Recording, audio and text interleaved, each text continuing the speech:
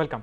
So, today we would be speaking on computational complexity for deep neural networks. So, one of the networks which we have done till the last one is what's called as VGGNet, or which is from one of the early versions of deep neural network available.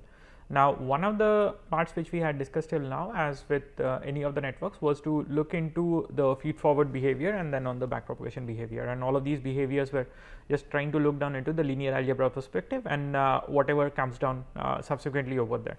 So, while we were looking down into how networks can be represented in terms of matrix operations, as well as subsequent, like if these matrix operations can now be termed as some operations which are available on tensors, from the perspective that all of these representations in terms of my input space, my weights of the connections on the network, as well as my output which comes down, are represented as tensors.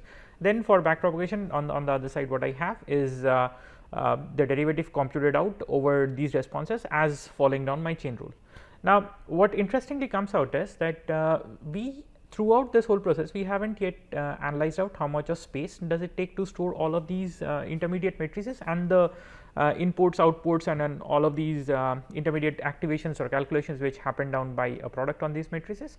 And on top of that, how much of space does it take to in fact store down all of these gradients as well, because when you expand out of the chain rule, what you find out is that these gradients are not just with respect to your error over there. So, there is a part of the error which is taken down as a partial derivative with respect to the activation generated at the last node, and then you have the partial derivative of the activation generated at each node taken down with respect to the nonlinearity over there, and then the linear summations output with respect to the weights over there. So, this is how it goes down. So, you need to have each of these stored and then goes on, and on top of it, another major part is that you have seen certain networks while we were training it down, they could very easily converge. They took less time in terms of CPU time, not in terms of epoch, whereas a few of them were taking much more time to come down to a convergence, and this was obviously an issue as to what and how these are going to work out.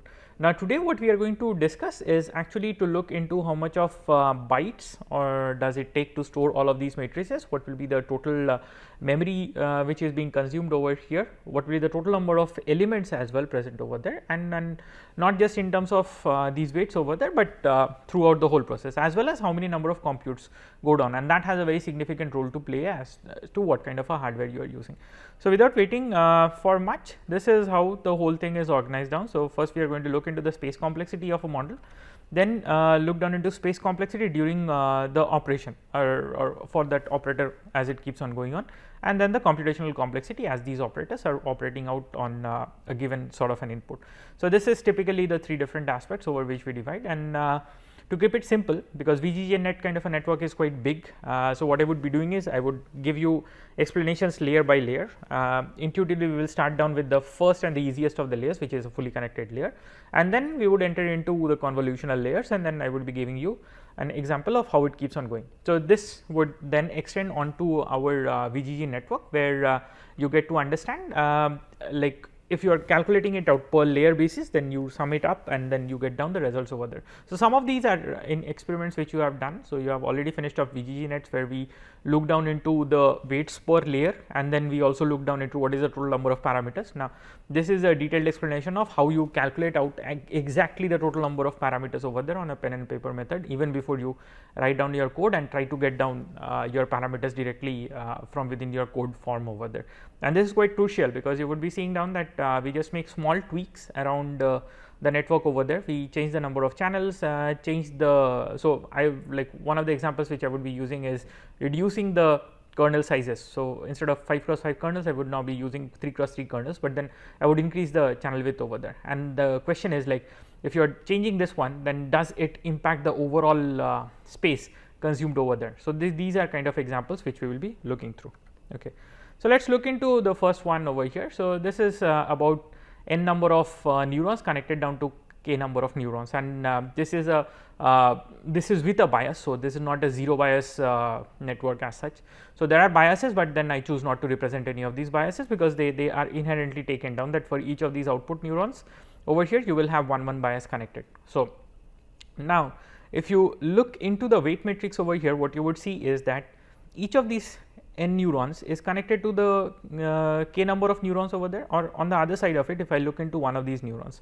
So, one of my output neurons over here is what will have all of these n's coming down in terms of multiplied through weights. So, there are n weights associated with this neuron, and there is also a bias. So, there is n plus 1 number of weights which are associated with this neuron. Okay.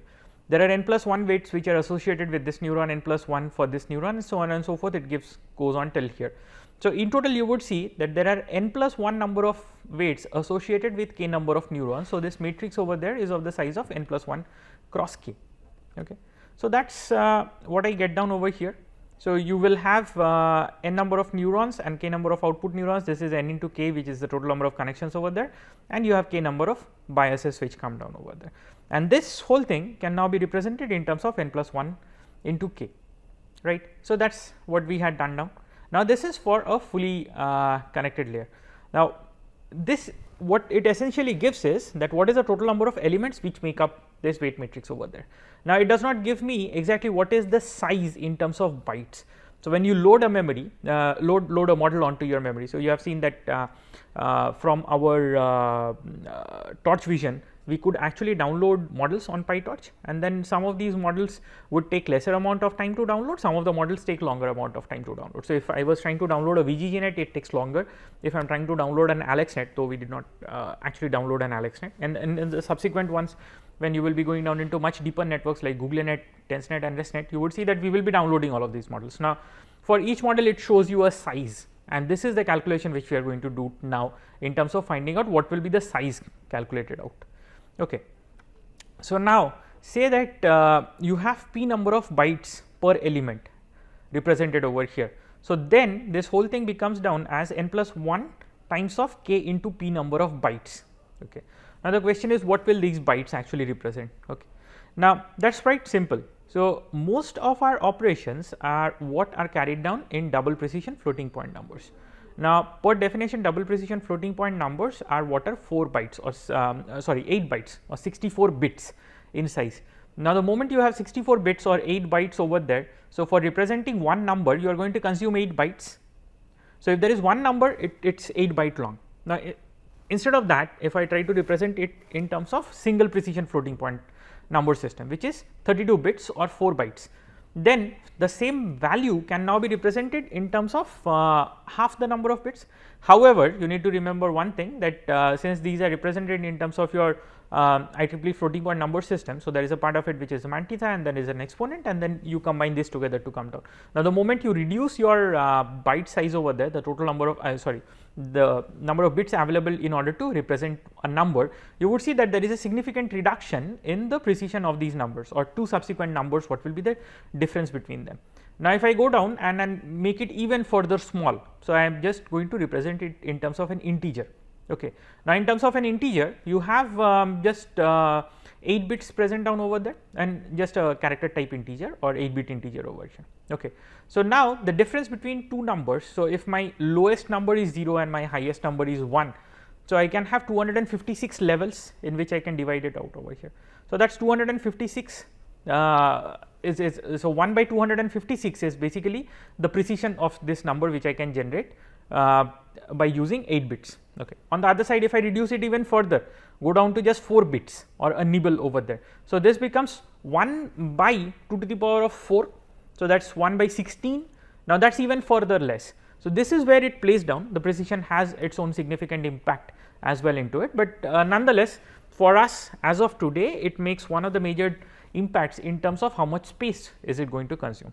So, let us take a very simple example over here in order to find out my model complexity. Now, say that I start down with a simple example where just 100 neurons are connected down to 10 neurons for me. Okay. So, FC is a fully connected layer. This is the kind of a convention which we have already discussed in the earlier lectures.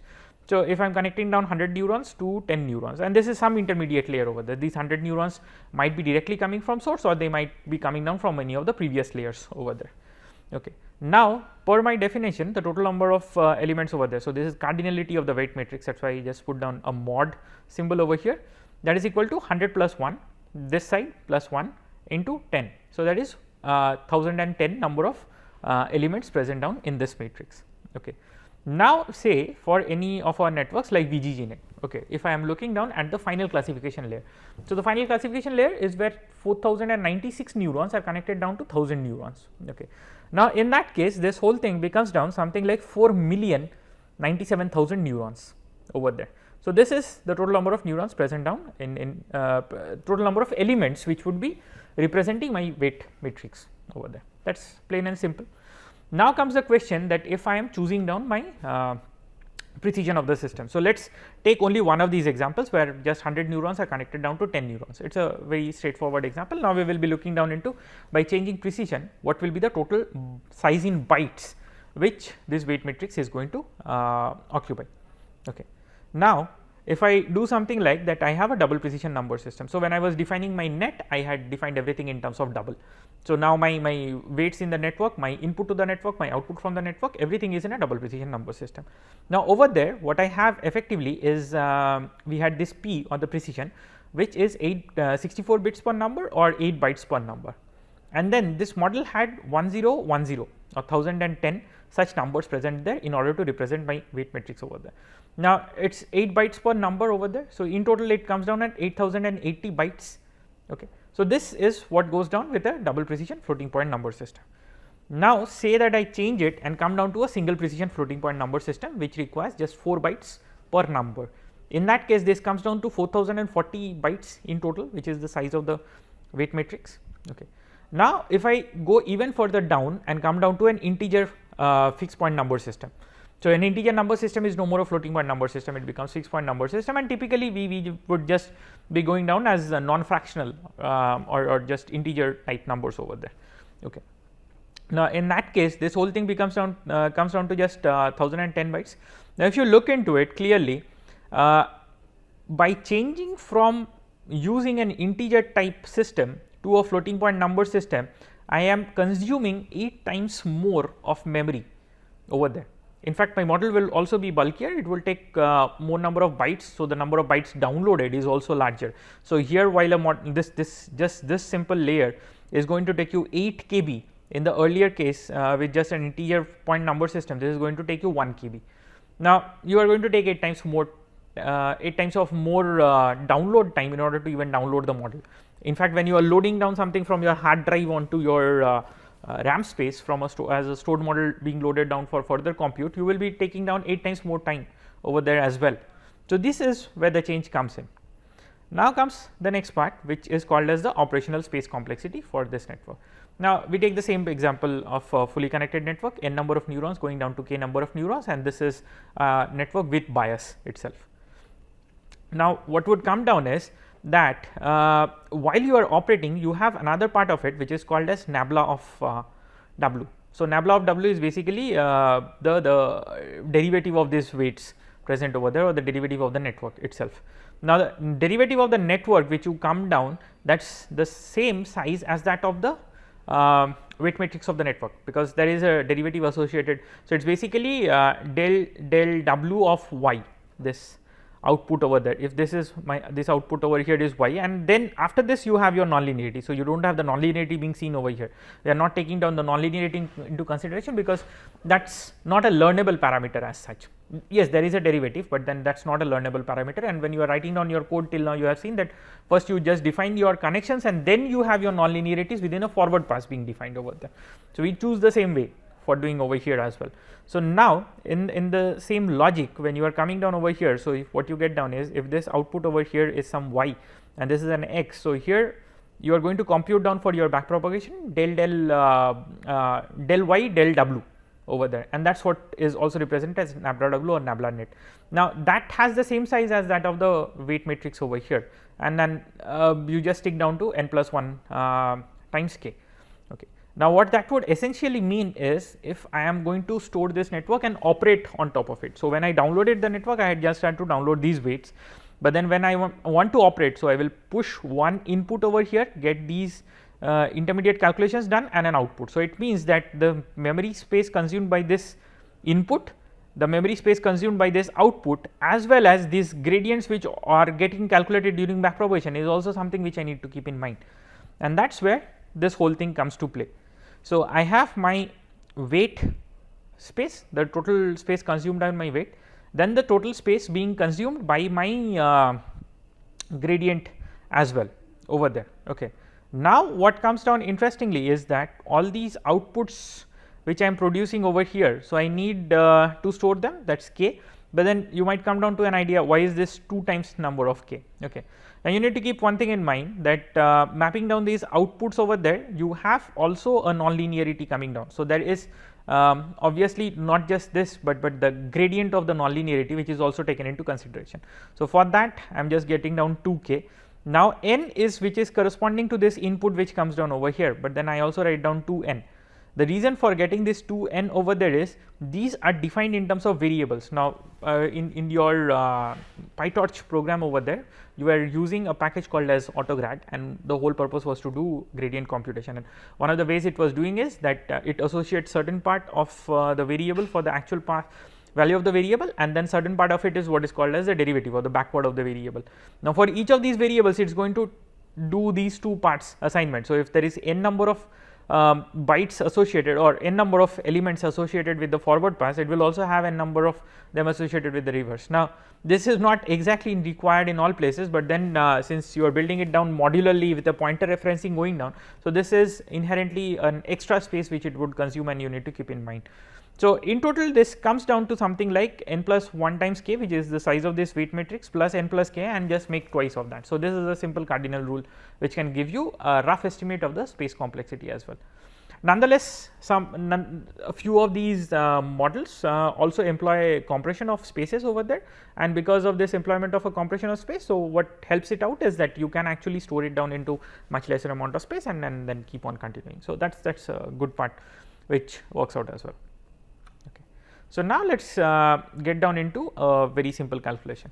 So, if I have 100 neurons which are connected down to 10 neurons, then this is what the whole network would be looking down. So, you have 100 neurons connected down to 10 neurons.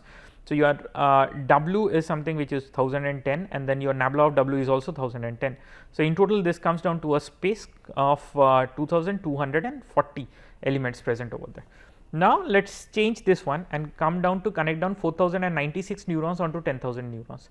Now, you would see that the moment I change this space and make more number of neurons, something which was in the range of 2,000 in some way, 2240 suddenly goes up to 8 million.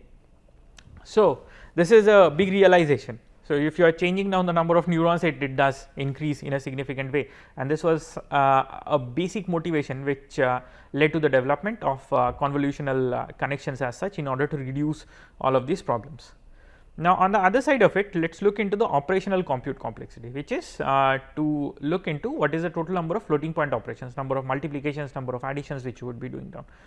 So, now over here what would come down is that you have n number of neurons, and then for each of these output over here. So, if I am considering only the first neuron over here, now I will have n number of weights which are multiplied by n number of inputs over there. So, in total there are n number of such multiplications which will happen.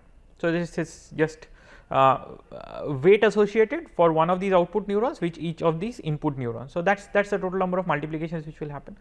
Now, once I multiply it out, what I need to do over here is I have to add. So, the result of this multiplication is still an array of size n. Now, if I want to add an array, add all the elements in an array of size n, then I will have to perform n minus 1 number of additions over there, okay, plain and simple.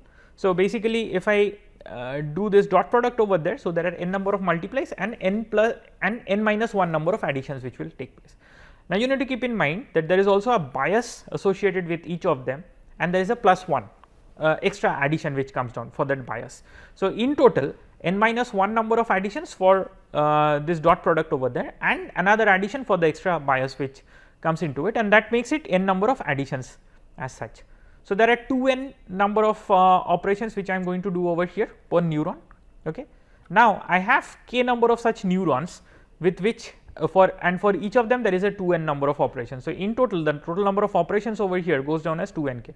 Now, you might come back and say that multiplies are not always vector implemented. So, they are not one machine cycle operations, but sometimes they are recursive adds or different ways of doing it. Now, for most of our modern computers, multiplies are itself a block level operation. So, there is a separate hard hardware unit dedicated over there within your CPU, which can do one machine cycle multiply the same way it can do one machine cycle add, except for the vectorization is a significant part. So, it might just be able to multiply two numbers, but in the same machine cycle it can add down 8 numbers, 8 integer type numbers, whereas it will be able to just multiply 2 integers. So, this is obviously a difference which comes down in terms of checking the number of operators which it would require, but nonetheless this is a very simple way of finding out what is the total number of compute complexity in terms of my operators. So, over here I would require 2 nk number of operations going down. Okay.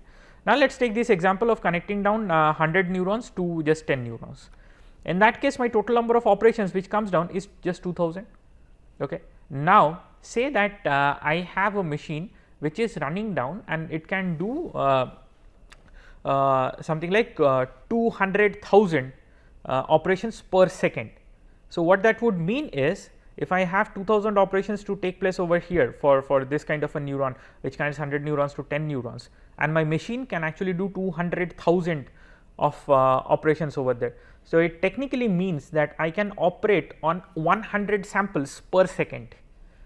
So, this is where it comes down. So, my machine will have the capacity, if my machine has a capacity of 200,000 operations per second, okay, or simply 200 kilo operations per second, and over here I would need just 2 kilo operations to do. So, that is operations per second, and here it is 2 kilo operations. Then I can do actually 100 such operations per second.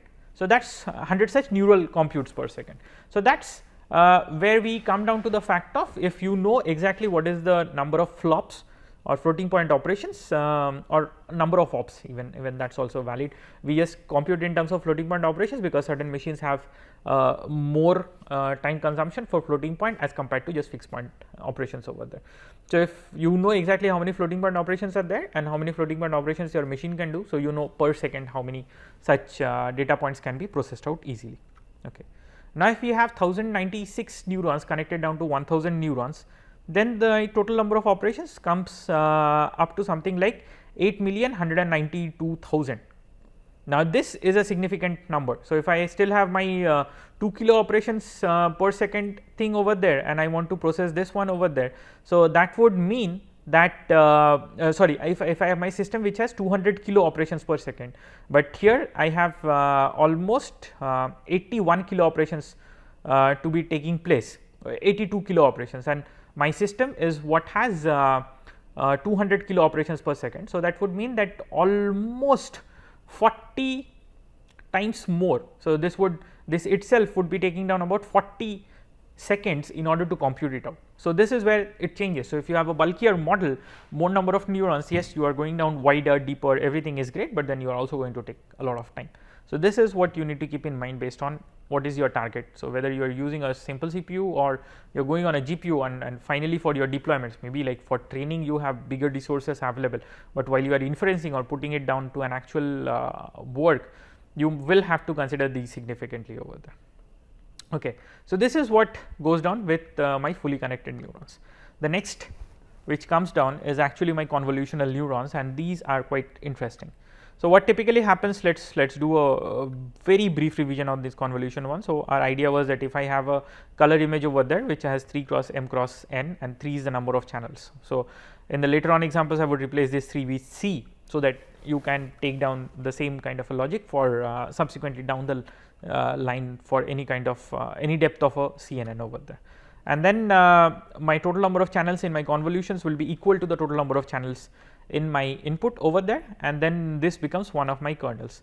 Now, if I convolve over there, I get one of these outputs over there. I can take another kernel which also has the same number of channels and same width and height, and I get my next output over there. And the size of this output is so the total number of kernels which I have is 2. I can have k number of kernels. In that case, this becomes as k cross m minus w plus 1 cross n minus h plus 1. Okay. Now, let us look into the convolution layer a bit more in depth. So, if this has c cross w cross h number of elements present over there, okay, then the cardinality is pretty simple, it is c cross w plus h. Okay. Now, it goes out pretty easy and without much of an issue, but then what would come down is that if I have k number of such kernels present over there, then I also need to consider one part of it, that there will be k number of output channels. So, there is C into W into H into K, total number of elements present down in all of these kernels. Now, along with each of these kernels over there, there is also a bias connection present over there, and this bias connection is which is very unique to each of these channels. So, there are k number of bias connections, each associated with k number of channels. So, that makes this one as CWH plus 1 into k. Now, if you get back into your fully connected neural network and try to look into it, so you remember that if I had n number of neurons over here in the input and k number of neurons on the output, then the CWH is basically equal to n over there. So, it becomes n plus 1 times k. So, that is pretty straightforward over there. Now, in the same logic, if we get down into understanding that if I have p number of bytes per number being represented, then my total cardinality or the total number of elements over there comes down as CWH plus 1 times kp bytes, and this is the total memory being consumed by one of these convolutional layers. Okay. Now, let us get into the model complexity estimation. So, I will take down these two very standard examples. So, one of these examples is where I have a 224 cross 224 cross 3 channel input connected down, and this goes into a convolution with 6 convolutional kernels, 6 convolutional channels, each of 5 cross 5 with a stride of 1 and a padding of 0. So, this is what I had described in the earlier case. Now, if I go down by my same logic, which is number of input channels, which is C, that is equal to 3, W is the width of the kernel which comes down from here, H is the height of the kernel which also comes down from here. So, these are isotropic kernels which I am taking. So, this becomes 3 into 5 into 5 plus 1, okay, into 6, which is the total number of channels or the total number of kernels which are present for my convolution. So, that makes this one come down to 456. Now, on the other side of it, if I change this one, I make a small change over here and use just 3 cross 3 sized kernels over there. Now, if I make this change and I increase my total number of, so what I did is I reduced it from 5 cross 5 to 3 cross 3, and then I increased my total number of channels to 16. Now, in that case you would see that the total size of this weight comes down to 448. So, you see that the total number of elements is almost of the same size, it does not change much, but then we will have some interesting twist coming down later on. Now, let us look into the precision of this number system and how it will impact it. Now, that is pretty simple. In the earlier case we had seen with a double precision number system that you have 8 bytes per number, and accordingly going down by this logic. So, we will have 3.65 kilobytes coming down if I use a double precision number system. If I change that and come down to a single precision number system, I am going to make use of 1.8 kilobytes for this total weights being stored down over there. Now, if I change down and go down to something called as an integer precision or character precision, which is 1 byte per number. So, that comes down to 456 or 0.5, roughly 0.45 bytes, 0.45 kilobytes over there. Now, this is definitely a big change which comes down, and one thing what you can note down from here is that even if you have more number of neurons and larger descriptive connections coming down, you still your total size of the weight matrix is much smaller, that is not large over there. Okay. But then we also need to understand the operational space complexity over there. Okay. Now, for the operational space complexity, you would need some space to store this part, you would need some space to store this part, these part, as well as the derivatives which are getting computed over there. Now, what that comes down is that C cross M cross N, C into M into N, this is the total space required to store this one. Then CWH plus 1 times of K is the total weight, is the total space required to store down these weights over here. Okay. Now, what happens over here is that quite contrary to the fully connected network, in the fully connected network what you had is you had total k number of outputs being generated, and you had with each of them the gradient being stored down over there. Okay. Now, here what you do is you do not have these gradients stored down in terms of any more linearized neurons, but in terms of the neurons which is existing on this space. Now, that is the feedback, the backward or the nabla part of it which gets generated. So, that technically means you are going to anyways require just k into m minus 1 m minus w plus 1 into n minus h plus 1 number of space, but then because you have to store down your backward or the gradient operator over there, you are going to require twice of that. So, this is where the change comes into in terms of operational space complexity for a convolutional neural network.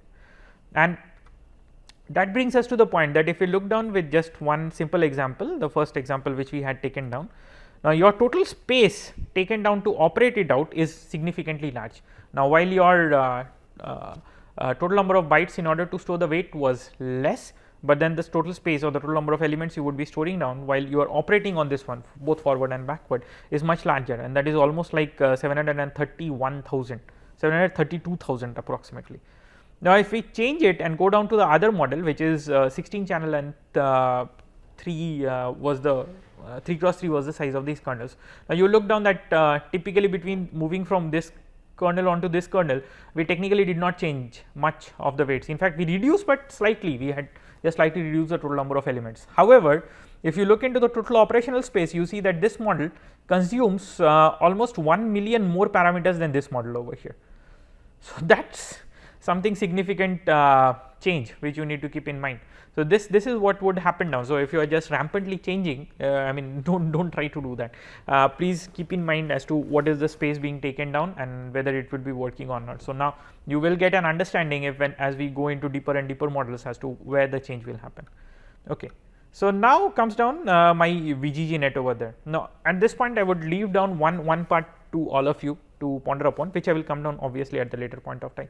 For convolutions, I haven't yet done on the computational complexity for the model, and the reason that I haven't done the computational complexity for the model is that I am going to do it a bit later on once we are done with even deeper networks. So, that is where I will come down into what is the total compute requirement, what is the space requirement, and how we are going to play around with that one. Okay. So, nonetheless, so this was the simple VGGNet, and as we had done it over there, you had seen that for each of these models I had mentioned down the total number of parameters, but then one thing we did not quite clearly clarify over there is how you come to this number of parameters. Now, number of parameters is equal to just the size of the weight matrix. So, you need to compute what is the size of the weight matrix for each of these layers and sum it up, and then you would be coming up to that.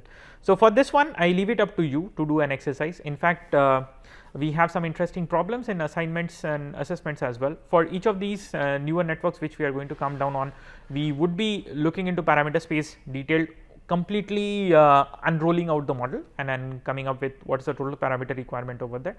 So, you get to know even more of details over there, and this is the way of how we compute exactly and come up over there. So, as you if you are going through the GitHub codes over there, you will find out the detailed calculation also given down of how we are doing it. So, with that we come to an end, and finally, if you want to get more details over here, so just refer down to the textbook. That is one of the best sources to actually get on. So, stay tuned till we get back later.